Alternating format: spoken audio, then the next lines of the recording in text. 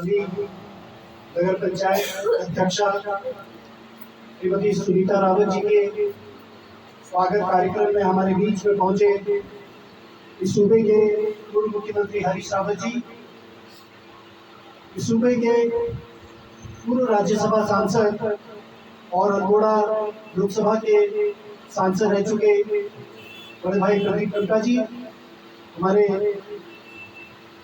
बागेश्वर जिला पंचायत के पूर्व अध्यक्ष हरीश अठानी जी, और आज जिनके निमंत्रण में हम सब लोग यहाँ पहुंचे हैं, हमारे थराली ब्लॉक के अध्यक्ष विनोद रावत जी और थराली नगर अध्यक्ष हमारे अमर सिंह ईसाई जी, और यहाँ पर उपस्थित हमारे बड़े भाई पीटी पुनियाल जी जो पूर्व में ब्लॉक प्रमुख रह चुके हैं, हमारे पूर्व अध्यक्ष साहब, हमारे पूर्व में छात्र संघ अध्यक्ष रह चुके गोपेश्वर के हमारे युवा साथी महावीर बिष्ट जी, यहाँ पर उपस्थित हमारे पूर्व सैनिक माताएं बहनें और युवा साथियों, मैं आप सब लोगों को दिल की गहराई से बहुत बहुत साधुवाद देता हूँ, धन्यवाद देता हूँ और बधाई देता हूँ कि आप लोगों ने अपने नगर पंचायत में कांग्रेस के चेयरमैन को यहाँ पर जिताया और हम सबको मौका मिला आपके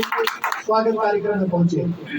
और उससे भी अधिक यहाँ के जीवन सशक्त ब्लॉक कांग्रेस कमेटी और नगर कांग्रेस कमेटी, जिस तरीके से आप लोगों ने अपने तमाम साथियों को इस जीत का श्रेय दिया और उनके स्वागत और अभिनंदन यहाँ पर किया, तो मैं इसके लिए भी आप लोगों को साधुवाद और धन्यवाद देता हूँ, बधाई देता हूँ।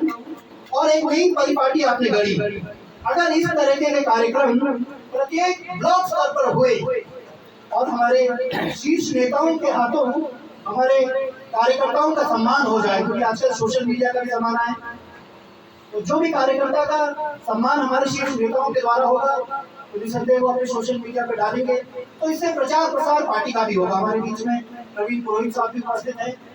तो ये परिपाटी आप लोगों ने शुरू की है और ये अनुकरणीय परिपाटी है, और ये हमारी कोशिश रही थी कि प्रदेश के अन्य जो हमारे 95 ब्लॉक हैं वहाँ के भी ब्लॉक कांग्रेस कमेटी और नगर कांग्रेस कमेटी इस परिपाटी को अपनाए, क्योंकि जिस दिन कार्यकर्ताओं का सम्मान होने लग जाएगा तो आप समझ लीजिए पार्टी अपने आप मजबूत हो जाएगी, और जिस दिन पार्टी मजबूत हो जाएगी तो फिर कांग्रेस को सत्ता में आने से कोई नहीं रोक सकता, क्योंकि जनता स्वयं में चाहती है कि बदलाव हो, परिवर्तन हो।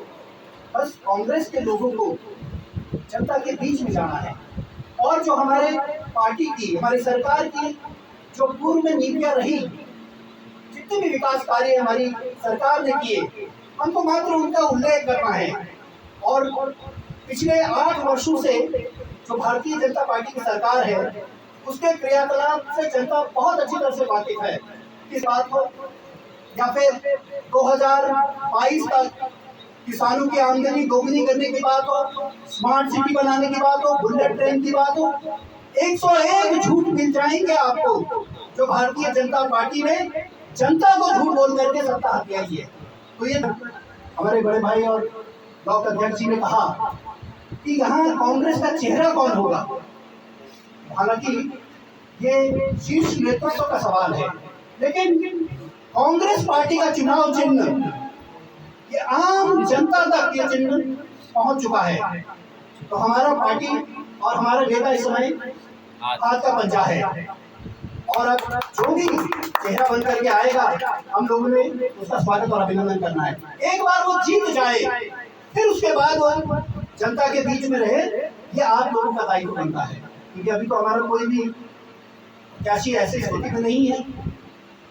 तो ये हम सबको मिलजुल करके इस समय खुद में कांग्रेस का चेहरा बनना है, और इसमें अगर पार्टी ये फैसला पहले ले लेती है तो सोने पर सुहागा होगा, लेकिन क्योंकि हम पूर्व में भी इस तरीके की परिस्थितियां देख चुके हैं कि अंतिम समय में फैसला होता है, तो हम उस फैसले का इंतजार न करके हम ये मान करके चले कि हम ही इस समय कांग्रेस पार्टी के उम्मीदवार हैं और हमारा चुनाव निशान हाथ में बन जाए। जैसे कि यहाँ पर भी नगर पंचायत के जब अध्यक्ष का आरक्षण आया तो बहुत सारे लोग तैयारी में होंगे, लेकिन जैसे आरक्षण आया तो फिर एक महिला चेहरे को आगे करना पड़ा और सब लोग एकजुट होकर के उस चेहरे को जिताया हमने।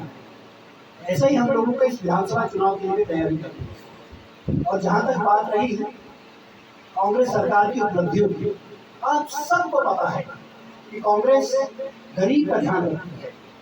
कांग्रेस जो विकास की पंक्ति में अंतिम पायदान में जो खड़ा होता है उसको ध्यान में रख करके नीतियां बनाती है। अभी आपने 2013 की आपदा का भी यहाँ पर उल्लेख किया। इत्तेफाक से उस समय कांग्रेस की सरकार थी, विजय बहुगुणा जी मुख्यमंत्री थे, लेकिन परिस्थितियां ऐसी आई कि विजय बहुगुणा जी अपने कर्तव्य का निर्वहन सही तरीके से नहीं कर पाए, तो पार्टी ने यहाँ पर परिवर्तन करके हरीश रावत जी को वो भूमिका दी और हरीश रावत जी ने मुख्यमंत्री की कुर्सी संभालते ही सबसे पहले उन्होंने केदार घाटी और पिंडर घाटी जो 2013 की आपदा से सबसे ज्यादा प्रभावित थी, मैं तो स्वयं में 20 दिन के आसपास में पिंडर घाटी में और 28 दिन में केदार घाटी में मैंने अपने युवा साथी के साथ काम किया और मैंने यहाँ के आपदा ग्रसित क्षेत्र को नजदीक से देखा। नारायणगढ़ से लेकर के कर्णप्रयाग तक तो पूरी रोड ही साफ हो गई, तो सारी से ऊपर और ये पुल भी पूरा टूट चुका था, जो देवाल को जोड़ता है थराली वाला ये पूरा टूट चुका था। सारे गांव सड़क मार्ग से कट चुके थे, लोगों को खाद्यान्न का संकट उनके सामने आ चुका था। ऐसी परिस्थितियों में हरीश रावत जी को जिम्मेदारी मिली और इन्होंने मात्र 1 साल में चारधाम यात्रा रूट को संचालित किया और चारधाम यात्रा को फिर से सुचारू रूप से प्रारंभ किया। जबकि भारतीय जनता पार्टी के बड़े बड़े 2013 की आपदा ने इतना नुकसान कर दिया चारधाम यात्रा रूट को कि आने वाले 10 सालों तक चारधाम यात्रा नहीं होगी। और ये हरीश रावत जी और कांग्रेस पार्टी और कांग्रेस के नेताओं का कलेजा था कि उन्होंने 1 साल में ही चारधाम यात्रा रूट को फिर से उसका पुनर्निर्माण करते हुए उसका फिर से संचालन कर दिया। तो इसका श्रेय कांग्रेस पार्टी को लेना चाहिए था, लेकिन पिंडर घाटी में हम 2017 में भी हारे, 2018 के उपचुनाव में भी हारे, 2022 में भी हार गए। तो अभी मैं समझता हूँ कि कांग्रेस कार्यकर्ताओं को जनता के पास जाकर के ये संदेश देना चाहिए कि अभी हमारा खर्च बाकी है, हमने जो कार्य किया उसका प्रतिफल हमको मिलना बाकी है। और अगर हमारे कार्यकर्ता जनता के दरवाजे तक पहुंच गए तो निसंदेह जनता जरूर उन बातों को याद करते हुए 2027 में कांग्रेस के प्रत्याशी को वोट देगी। और आप लोग जीत गए, 2027 में हरानी से कांग्रेस का विधायक बन गया, तो निसंदेह आप मान करके चलिए कि प्रदेश में कांग्रेस की सरकार बनेगी और कांग्रेस की सरकार बनेगी तो 10 साल तक 2033 तक इस प्रदेश में कांग्रेस की सरकार रहेगी। और उन 10 वर्षों में बहुत सारे साथी हमारे ब्लॉक प्रमुख बनेंगे, कोई जिला पंचायत का अध्यक्ष बनेगा, कोई नगर पंचायत चेयरमैन बनेगा, कोई राज्य सरकार में दायित्व के पद पर आएगा। बहुत सारे भूमिकाएं होंगी जिसमें हमारे सभी कार्यकर्ताओं का समावेश हो सकता है। तो आप लोग याद रखिए कि आज हमारा शीर्ष नेतृत्व आपके इस जीत को सम्मानित कर रहा है। आप समझ सकते हैं कि आपने अगर विधानसभा का प्रत्याशी यहाँ से जिता दिया तो फिर हमारा शीर्ष नेतृत्व आपको उस पद से भी नवाजेगा। तो मैं अपने कार्यकर्ता साथियों से निवेदन करना चाहता हूँ कि ये मौका आप लोगों के हाथ में है कि आज हमारा शीर्ष नेतृत्व आपके कार्यों का सम्मान कर रहा है। तो 2027 में अगर आपने यहाँ किला फतेह कर दिया तो फिर ये आपकी बारी होगी कि आपको सम्मान मिले, आपको दायित्व मिले। तो इसी आशा उम्मीद के साथ मैं अपने तमाम साथियों का आह्वान करता हूँ कि आप लोग कमर कस करके बस कांग्रेस पार्टी को यहाँ पर जिताने के बारे में सोचिए। जहाँ तक बात रही रोजगार की, तो कांग्रेस पार्टी एकमात्र पार्टी है जो युवाओं के लिए रोजगार सृजन करती है। हरीश रावत जी अपने आप में सबसे बड़ा उदाहरण है कि मात्र 32 महीने का उनका कार्यकाल रहा और इस प्रदेश के 32,000 युवा साथियों को उन्होंने सरकारी नौकरी का पत्र उनके हाथ में थमाया। मैं साथियों आप लोगों से गुजारिश करना चाहता हूँ कि रोजगार के मुद्दे पर आप लोग युवाओं के बीच में जाइए। और महंगाई सबसे ज्यादा हमारी मातृशक्ति पीड़ित होती है, क्योंकि पूरी रसोई की जिम्मेदारी आपके कंधों पर होती है।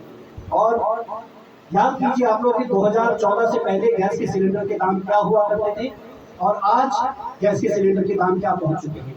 और कांग्रेस ने पहले के चुनाव में भी इस बात का ऐलान किया था कि अगर हम सत्ता में आए तो हम मातृशक्ति को गैस का सिलेंडर मात्र 500 रुपए में उपलब्ध कराएंगे। हालांकि हमारा देखा देखी अब भारतीय जनता पार्टी भी अन्य राज्यों में जब चुनाव लड़ने जाती है तो अपने घोषणा पत्र में 500 रुपए का सिलेंडर देने का वादा करती है, लेकिन ना अभी तक इन्होंने राजस्थान में गैस का सिलेंडर 500 रुपए का किया है और ना ही इन्होंने दिल्ली में किया है। तो ये ज्वलंत उदाहरण है कि ये सिर्फ बातें करते हैं और बातों में भी अधिकतर झूठ बोलते हैं ताकि ये अपनी जो उनकी लूट की नीति है, झूठ के बल पर सत्ता हथियाते हैं और सत्ता हथियाने के बाद अपनी लूट की नीति को आगे बढ़ाते हैं। तो मेरा आप सब साथियों से निवेदन है कि आप लोग 2027 का लक्ष्य अपने सामने रखिए। जिस तरीके से आप लोगों ने इस बार नगर पंचायत को जीता है, ऐसे ही आप लोग 2027 का विधानसभा भी फतह करें। इसी आशा उम्मीद के साथ आप सभी लोगों को पुनः प्रणाम करता हूँ। धन्यवाद। जय हिंद, जय भारत। आनंद रावत जिंदाबाद, आनंद रावत जिंदाबाद, आनंद रावत। जिंदाबाद। बड़े भाई आनंद